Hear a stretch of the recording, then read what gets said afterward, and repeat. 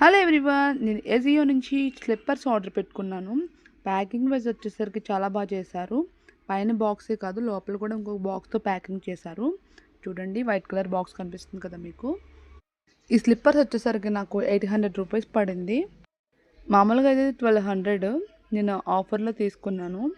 Slippers వచ్చేసరికి point heal తీసుకున్నాను నేను. చాలా బాగుంది.